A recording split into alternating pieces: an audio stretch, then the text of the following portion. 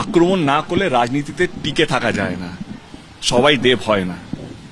এবারে যে পোস্টার মেরেছে সেও তো জনপ্রতিনিধি, সে কাউকে কি সাহায্য করেছে?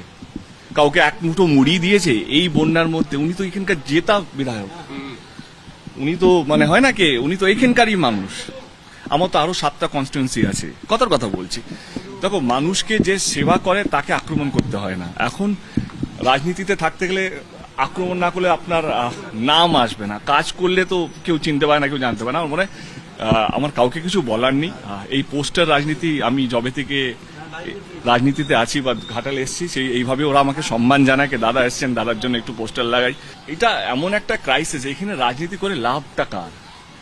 মানে আমি তো বলছি আপনার, মানে এখানে আমরা 300টার বেশি কমিউনিটি হল তৈরি করেছি, একটা কোনো বিরোধী দল নেই বা অন্য কোনো দল নেই তারা তাদের কোনো সেবা নিয়ে এখানে এসছে, বা কোনো রিলিফ ক্যাম্প নিয়ে এসছে, বা কোনো ওষুধ নিয়ে এসছে, বা কোনো খাবার পাঠিয়েছে, না কোনো কিছু পাঠিয়েছে। যখনই শুনছি কিছু হলেই ঘাটাল মাস্টার প্ল্যান নিয়ে শুরু হয়ে যায়। ঘাটাল মাস্টার প্ল্যানটা করতে গেলে সমস্ত দলকে একসাথে আসতে হবে, এটা মানুষের জন্য।